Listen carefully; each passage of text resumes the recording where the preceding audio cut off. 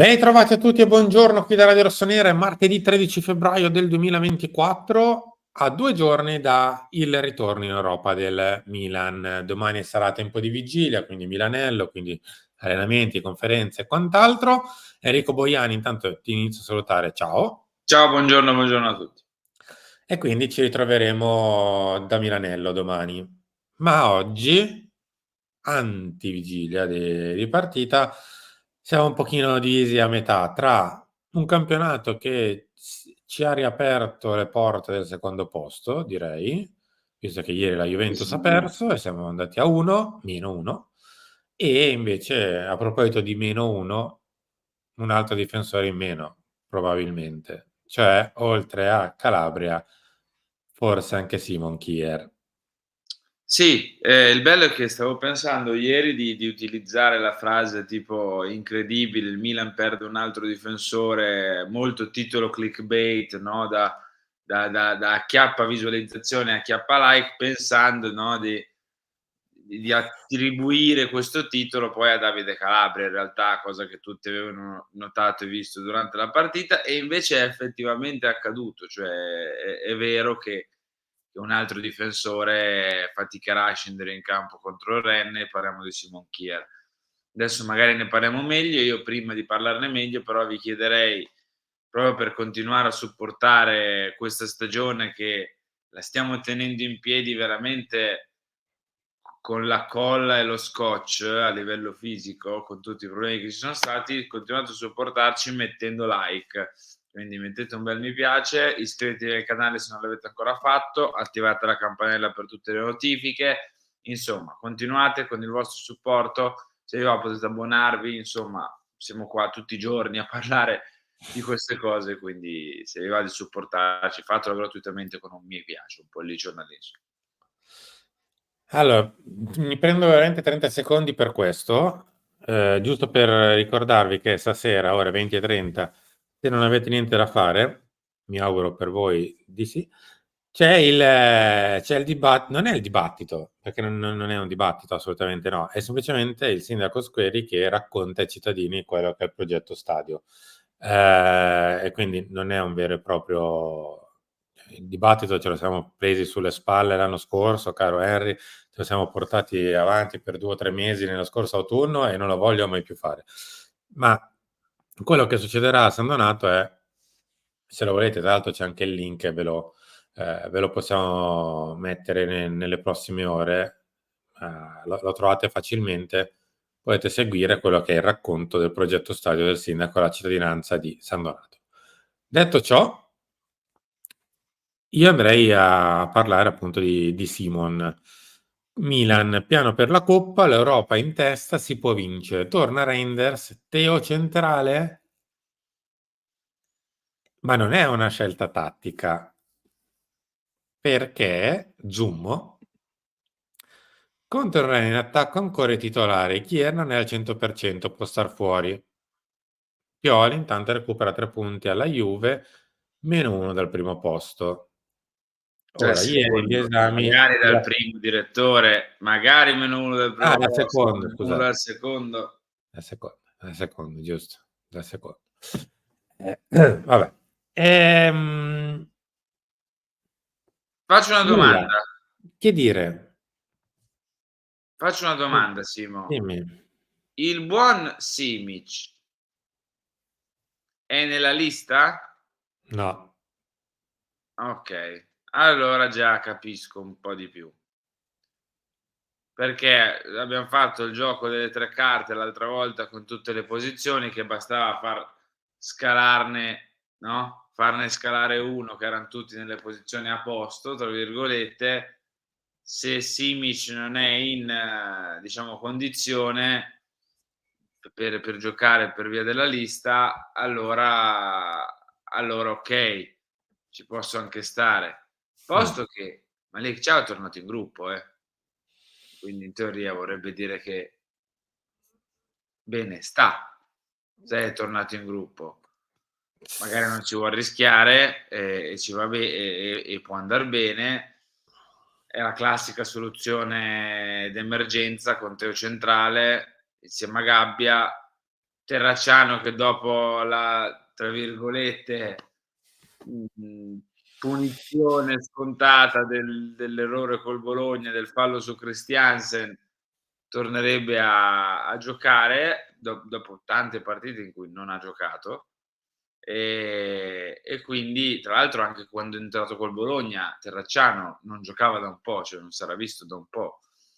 Prima è una difesa un po' arrabattata, cioè lo sappiamo, in attesa che rientrino Kalulu, Tomori e appunto Ciao, è una difesa così, lo sappiamo, non c'è da stupirsi.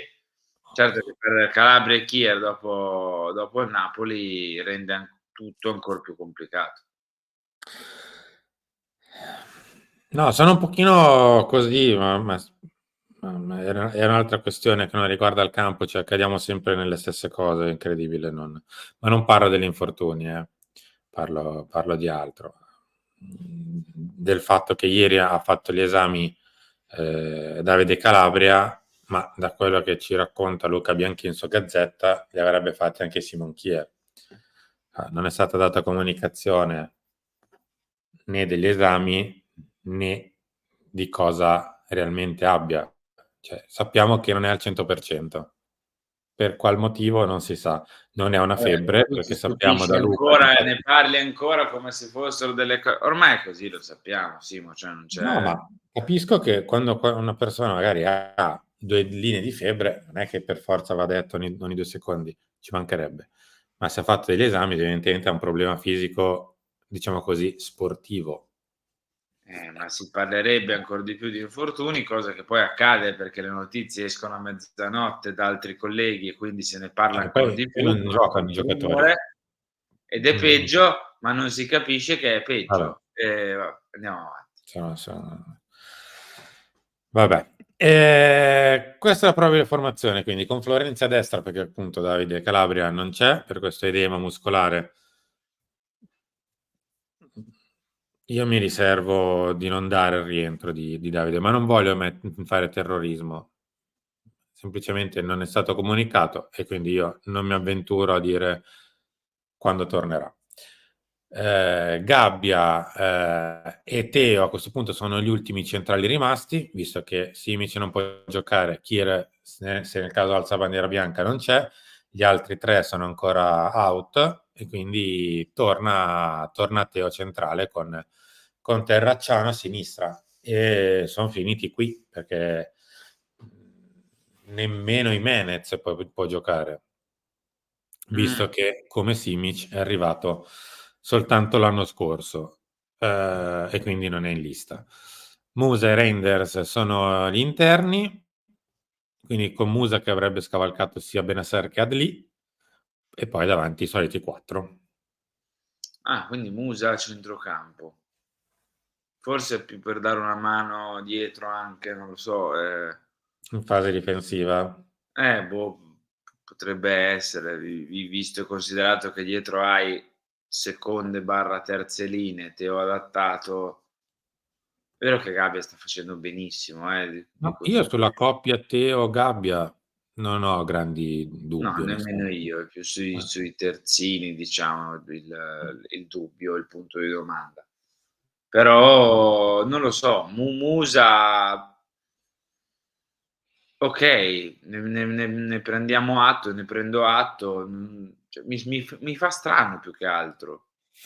Cioè, è un giocatore che raramente ha visto il campo, ultimamente, dopo quel Musa terzino a Lecce in quella disgraziata partita da 2-0 a 2-2, da lì in poi Musa col contagocce ha giocato nel Milan, Mm. se ci pensiamo. Vederlo titolare una partita comunque importante perché a San Siro è il playoff e devi indirizzare la qualificazione da questa partita più che da quella di ritorno, vederlo di nuovo titolare, io ho i miei dubbi, A che giochi lui, B se dovesse giocare lui, ma non per la resa, per il tipo di scelta, Mm. piuttosto che Adli e Benasser che comunque stanno giocando con più continuità, stanno facendo meglio, non lo so, Ho altri punti di domanda. Li avevo sulla difesa e adesso li metto anche lì, sul centrocampo. Davanti no, perché son quelli.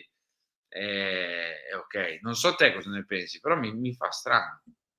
Allora un pochino vabbè, poi bisogna vedere se sarà ovviamente confermato. Stiam Certo. parlando per ipotesi, visto che alla fine, ieri che era lunedì, c'è stato il giorno di riposo, quindi No, no, ma chiaro. non hanno fatto grandi prove. È più un discorso così a monte. Poi bisogna capire cosa fare più per il terzino, ecco, mi "preoccupa" tra virgolette, nel senso che Terracciano non gioca da 1 mese titolare, ha fatto un paio di scampoli di partita e adesso fa il titolare per la prima volta al Milan, terzino sinistro in Europa League contro il Rennes. Ecco, è un doppio salto, ecco. Per su Sì. Musa l'abbiam visto, cioè è capace di fare quel ruolo, rende, poi magari non avrà il ritmo al 100%, ma comunque lo abbiamo già testato e abbiam capito che comunque è un giocatore spendibile. Sì.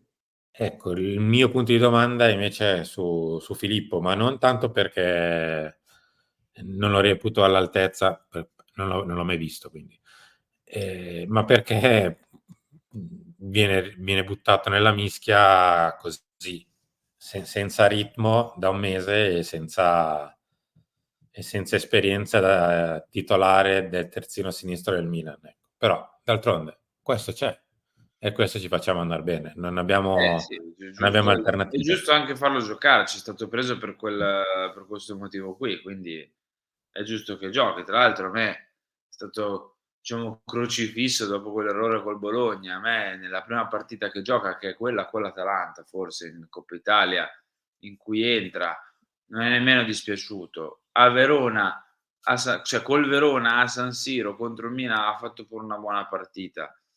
S Speriamo possa crescere, certo il salto è importante, però è necessario, ti direi, se pure Kier non sta bene.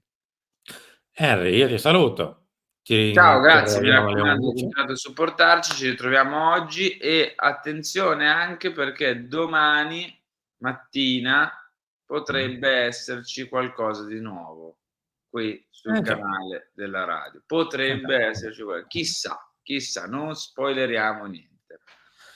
Domani mattina alle 7 se trovate qualcosa di nuovo, chissà.